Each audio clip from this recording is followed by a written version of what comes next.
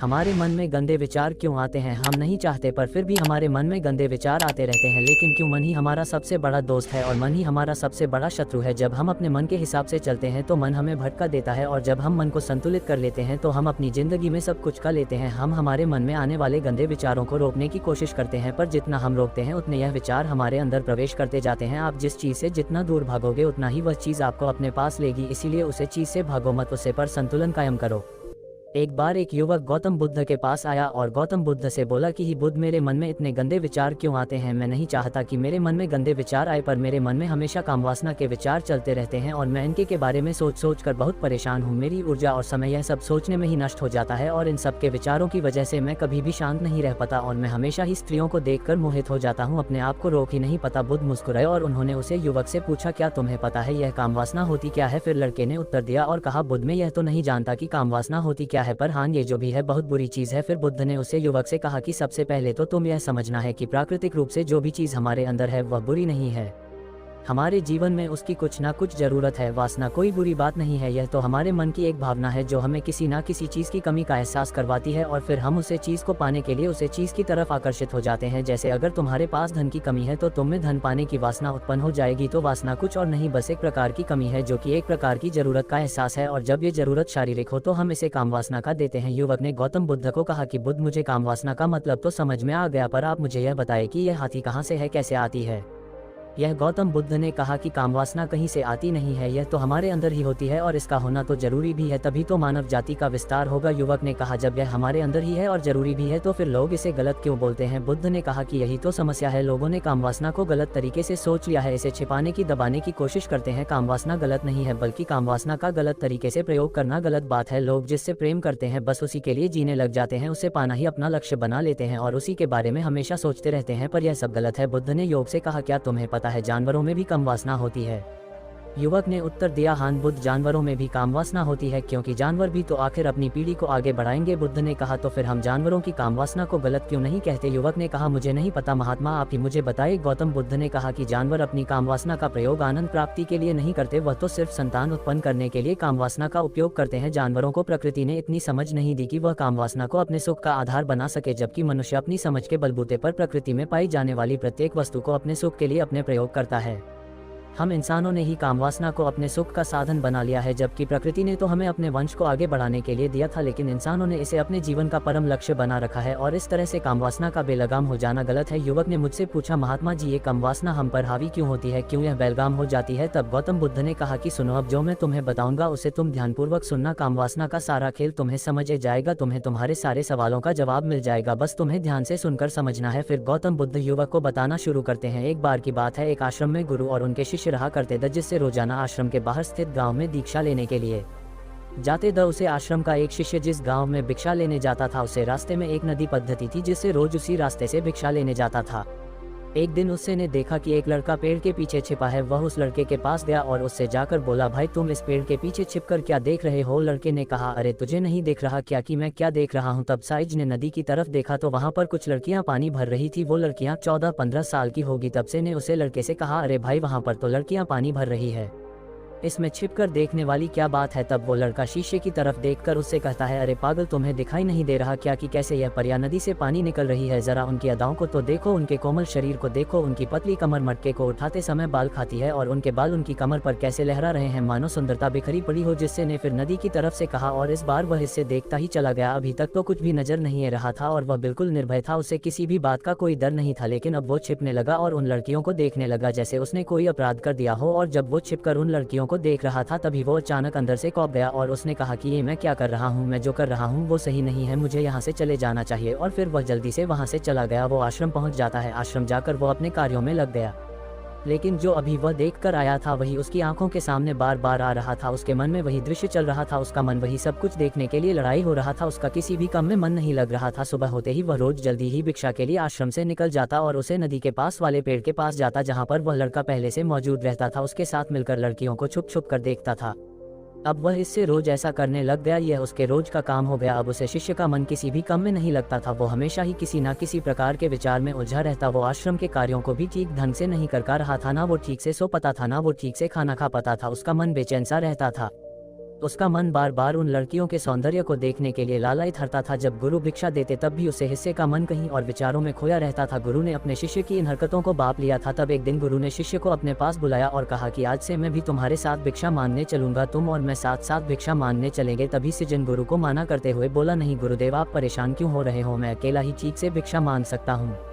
गुरु ने शिष्य से कहा कि ठीक है, तुम अकेले ही भिक्षा मांगने जाओ, जिससे तुरंत वहां से भिक्षा मांगने के लिए निकल गया। हिस्से को जाने के बाद गुरु भी आश्रम से निकल गए और शीशे का पीछा करने लगे कि वो कहाँ जाता है, किस मिलता है, यह सब देखने के लिए उसके पीछे पीछे चलने लगे। थोड़ी दूर जाने के बाद गुरु ने देखा कि उनका शिष्य एक लड़के के साथ एक पेड़ के पीछे अपराधी की तरह छिपा हुआ है और छिपकर कुछ देख रहा था। गुरु भी अपने शिष्य के पीछे जाकर खड़े हो गए कि आखिर उनका शिष्य क्या देख रहा है, जिसे देखने के लिए वो पेड़ के पीछे अपराधियों की तरह छिपा पड़ा है। गुरु ने देखा कि उनका शिष्य पेड़ के पीछे छुपकर लड़कियों को देख रहा था जो कि नदी से पानी भर रही थी। तभी गुरु ने शिष्य को कहा कि तुम क्या देख रहे हो। अपने गुरु की आवाज सुनकर वह इससे घबरा गया और उसके पसीने छूटने लगे। वह थरथर कांपने लगा जैसे किसी चोर को चोरी करते समय रेंज हाथों पकड़ लिया हो।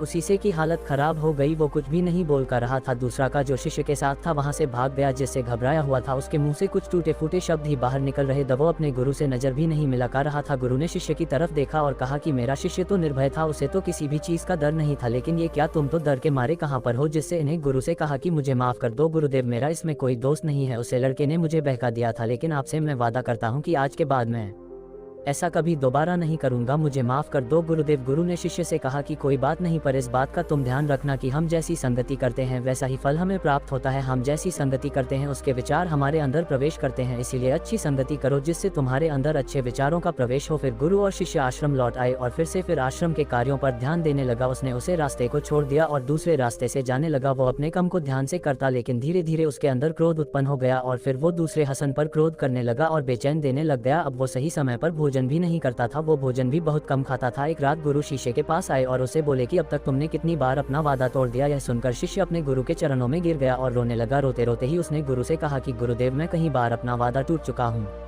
फिर वादा कर लेता हूँ, लेकिन हर बार मैं वादा तोड़ देता हूँ। मेरा मन मेरे नियंत्रण में है ही नहीं। मैं बहुत कोशिश करता हूँ कि मैं अपने मन से सारे बुरे विचारों को निकल दूं, लेकिन मैं चाह कर भी ऐसा नहीं कर पा रहा हूँ। फिर गुरु ने शिष्य को कहा कि चलो मेरे साथ। गुरु शिष्य को आश्रम के बगीचे में लेकर गए और किसी से कहा कि देखो, यहाँ पर कुछ बनी हुई है जिससे नदी का पानी इन पौधों तक आ रहा है और यह पानी एक निरंतर भाव से आ रहा है, क्या तुम इस पानी के बहाव को रोक सकते हो। शिष्य ने कहा कि हाँ गुरुदेव, मैं इस बहाव को रोक सकता हूँ। फिर शिष्य ने मिट्टी उठाकर उसे नाली में डाल दी। वो पानी थोड़ी देर के लिए रुक गया और फिर थोड़ी देर बाद उसे रेत के ऊपर से पानी गया। गुरु ने शिष्य से कहा, अरे ये क्या, ये तो पानी रुका ही नहीं। फिर से ने कुछ कंकड़ पत्थर उठाकर उसे नाली में डाल दिए और फिर थोड़ी देर के लिए पानी रुक गया, लेकिन फिर थोड़ी देर बाद ही उन कंकड़ पत्थर के ऊपर से पानी निकल आया। फिर गुरु ने कहा कि इससे यह क्या हुआ, पानी तो फिर से गया। तुम तो बोल रहे थे कि तुम इसे रोक दोगे, क्या हम किसी काम को रोकना चाहे तो क्या हम उसे रोक नहीं सकते। तब सीसी ने कहा, कोई बात नहीं गुरुदेव, मैं इस पानी को तो आपको रोक के दिखाऊंगा। फिर वह फिर से एक बड़ा सा पत्थर लेकर आया और उसे नाली पर डाल दिया और पानी रुक गया। तब गुरु से कहा कि देखा गुरुदेव, मैंने कहा था ना कि पानी को मैं रोक दूंगा, मैंने पानी को रोक दिखाया, आपकी बात मैंने पूरी कर दी।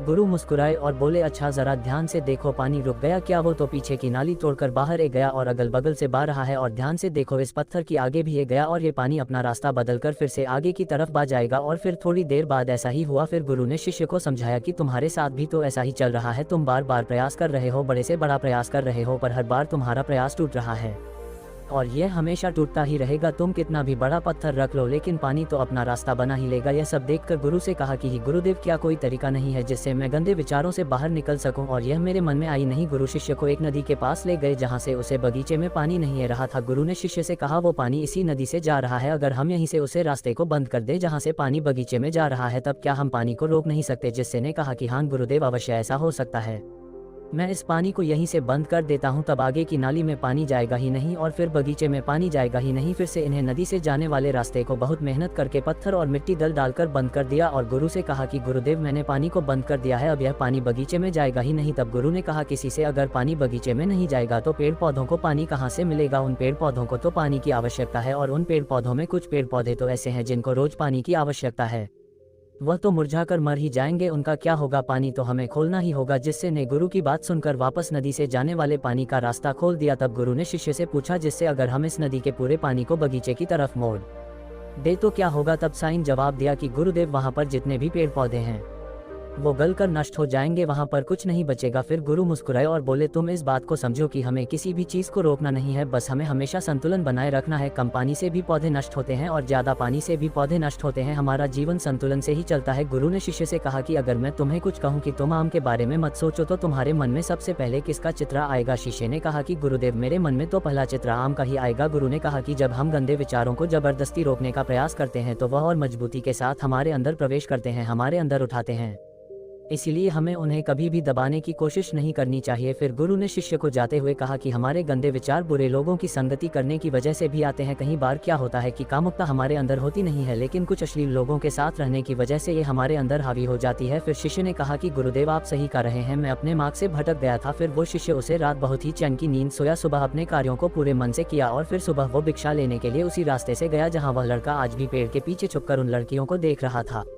वो शिष्य नदी पर गया जहां वह लड़कियां पानी भर रही थी। उसने उन लड़कियों से पानी मांगा। उन लड़कियों में से एक लड़की ने उसे पानी पिलाया और उसे सन्यासी शिष्य के चरण छुए। शिष्य ने उसे आशीर्वाद दिया कि तुम्हारा कल्याण हो, जिससे का मन सकारात्मक ऊर्जा से भर गया। उसके चेहरे पर मुस्कान आ गई थी, जैसे कि उसे कुछ खोया हुआ वापस मिल गया हो। वह वापस अपने रास्ते से जाने लगा, तभी पीछे से वह लड़का आ गया जो पेड़ के पीछे छुपा हुआ था। वह शीशे के पास आया और बोला कि क्या बात है, आज तो तुमने नजदीक से दर्शन कर लिए, तुम तो मुझसे भी आगे निकले। तब शिष्य ने कहा कि हम हमेशा दूसरे के दर्शन करने में ही व्यस्त रहते हैं, अपने दर्शन कर ही नहीं पाते। तुम कब तक इस पेड़ के पीछे छुपाते रहोगे? किसी को पसंद कर लो, उससे बोल दो, अगर वो भी तुम्हें पसंद करती है तो शादी कर लो, और उससे पहले तुम कुछ बन जाओ, अपने आप को पहचान लो, ऐसे अपना समय बर्बाद मत करो। फिर वह लड़का रोज उससे मिलने लगा और उससे लड़के ने नदी पर जाना छोड़ दिया और फिर वो लड़का अपने जीवन में कुछ बनने के लिए संघर्ष करने लगा। तो तुमने देखा संगति का असर क्या होता है। अपनी संगति बदलो, अपने विचार बदलो। बुद्ध ने युवक से पूछा कि क्या तुम्हें तुम्हारे सारे सवालों का जवाब मिल गया? तब युवक ने कहा कि हाँ महात्मा जी, आपका बहुत बहुत धन्यवाद। तब गौतम बुद्ध ने युवक से कहा कि जब तुम्हारे मन में गंदे विचार आए तब आप अपने आप को दोषी मत मानो। यह शरीर है और यह सब इसने हजारों वर्षों से सीखा है। एक केवल तुम्हारे सोच लेने से, शपथ लेने से ये टूटने वाला है नहीं, लेकिन तुम्हारे पास वो शक्ति है, वो ऊर्जा है जिसका तुम्हें संतुलन उपयोग करना है। तुम एक जीवित ऊर्जा हो जो कुछ भी अनुभव करने के लिए स्वतंत्र है, जो निर्माण करने के लिए स्वतंत्र है, इसीलिए तुम अपने आप को पहचानो। यह बोलकर गौतम बुद्ध मोहन हो गए और वो युवक वहां से चला गया। तो दोस्तों, आपको ये वीडियो कैसा लगा? अगर अच्छा लगा तो लाइक करें, चैनल को सब्सक्राइब जरूर से कर देना। मिलते हैं नेक्स्ट वीडियो में।